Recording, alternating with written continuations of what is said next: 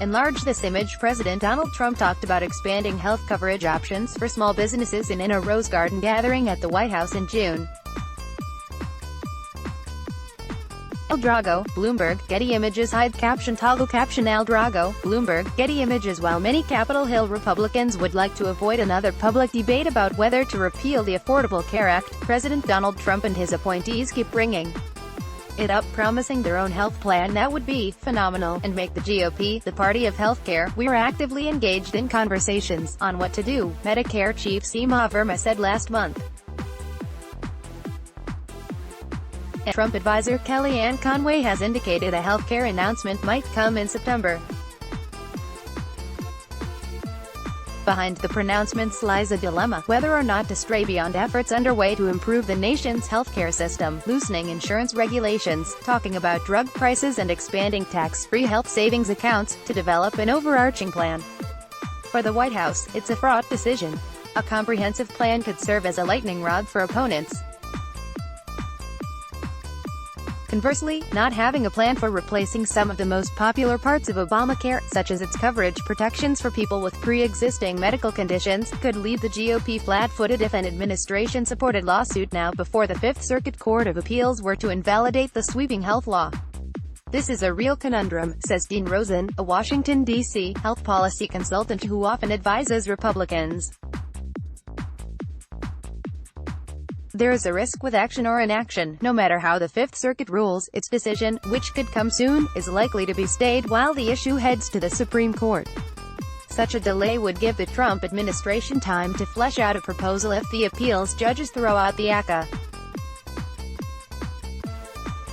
But it would also ensure that a healthcare debate is front and center during the presidential campaign. Right now, polls show the public is focused on health costs," says Professor Robert Blendon, who directs the Harvard Opinion Research Program, which studies public knowledge of healthcare and policy issues. "Consumers are concerned about what they pay at the pharmacy counter, or about the sum of their insurance premiums and deductibles. Most voters are not interested in another debate on a new health plan," Blendon says. But if the Fifth Circuit upholds a Texas ruling overturning the entire ACA, that changes the entire framework, he adds. The administration could not just say, "Oh, we'll have something great." They would have to have something outlined. Supporters and critics say likely elements are already in plain sight, both in executive actions and proposals in the president's budget, as well as in a little-noticed interagency white paper released late last year, called Reforming Americans' Healthcare System Through Choice and Competition. The president has won praise from both conservatives and liberals for initiatives such as his proposal to require hospitals to post their actual, negotiated prices, and some strategies to lower drug prices. Legal battles from industry could thwart such initiatives. On these topics, a lot of what they've proposed has been pretty smart, says Sean Greminger, Senior Director of Federal Relations at the Liberal Families USA Advocacy Group. Still, Greminger points to other administration actions, such as loosening rules on health insurers to allow sales of what critics call junk insurance, because they don't have all the consumer protections of ACA policies, or promoting work requirements for Medicaid recipients, as strong hints to what might be in any eventual election-related plan. "I think what we'll see is a lot of that same sort of stuff, warmed over and put into a new package," Greminger says. "We fully expect it will include a lot of really terrible ideas." For other policy clues, some Trump advisors, like Brian Blasey, a former special assistant to the president at the National Economic Council, who is now with the Texas Public Policy Foundation, say look no further than that 2018 interagency report. The 114-page document, a joint publication of the U.S.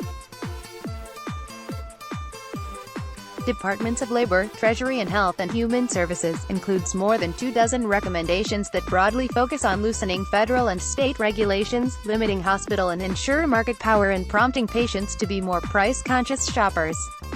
Many are long-standing, free market favorites of Republicans, such as increasing the use of health savings accounts, which allow consumers to set aside money, tax-free, to cover medical expenses. Other ideas are not typically associated with the GOP, such as increased federal scrutiny of mergers of hospitals and insurers. Such mergers have driven up prices. The white paper also calls for easing restrictions on Medicare Advantage plans, which offer an alternative to the traditional fee-for-service Medicare. The Trump proposal would allow the Advantage program to have smaller networks of doctors and hospitals, presumably ones that agreed to charge less. The administration knows where it is going on healthcare, Blase says. If the court strikes down the ACA, he expects the administration to release a plan supporting generously funded, state-based high-risk pools. Such pools existed in most states before the ACA. They help provide coverage for people with pre-existing conditions who are denied policies by insurers. But the pools were expensive, so they often were underfunded, capping members' benefits and producing long waiting lists. Not everyone thinks the white paper is a plan, but more of a combination of policy ideas and political statements, says Jantos at the conservative-leaning American Enterprise Institute. Still, he doubts the GOP needs a comprehensive health proposal. Republicans are more likely to gain politically by merely attacking the Democrats' ideas, Antos says, especially if the Democratic nominee backs proposals for a fully government-funded healthcare system, such as the Medicare for All plans some candidates support. Republicans will have their own one-liners, saying they are dedicated to protecting people with pre-existing conditions. That might be enough for a lot of people, Antos says. Politically, taking on the Affordable Care Act, or not taking it on, are both risky. While many voters don't understand all that the federal health law does, some of its rules enjoy broad support. That's particularly true of the protections for people with medical problems. Under the current law, insurers are barred from rejecting them for coverage or charging them more than people without such conditions. The Republican effort to repeal the ACA galvanized activists during the 2018 midterm elections and is credited with boosting Democrats to victory in many House districts. Analysts on both sides expect concerns about health costs and health law to play a large role again in 2020. For Republicans, the risk of doing nothing potentially leaves no port in a storm if the ACA is overturned legally, Rosen says. But a more limited version, which is what most Republicans are for, is likely to be met with the same concerns.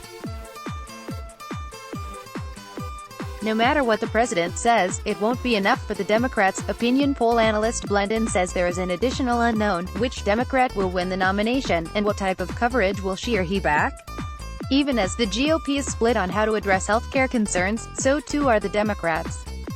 If they are reading the same polling data as I am, they would have serious proposals for lowering drug and hospital costs, but not offer a national health plan, Blendon says. The Democrats' most progressive wing, led by Sens. Bernie Sanders of Vermont and Elizabeth Warren of Massachusetts, wants Medicare for all, which would essentially eliminate private and job-based coverage. Recent polls have shown voters are not keen to lose private insurance. The party's center, led by former Vice President Joe Biden, wants to keep the ACA but apply fixes to make insurance purchased by individuals more affordable. If the Democratic nominee is running on keeping the ACA, the Republican will have to have an alternative, Blendon says. But if the nominee supports Medicare for all, Blendon predicts simply a GOP anti-campaign targeting the Democrats' idea as unworkable, socialist, or a danger to Medicare. Kaiser Health News is a non-profit, editorially independent program of the Kaiser Family Foundation. KHN is not affiliated with Kaiser Permanente. Let's block ads.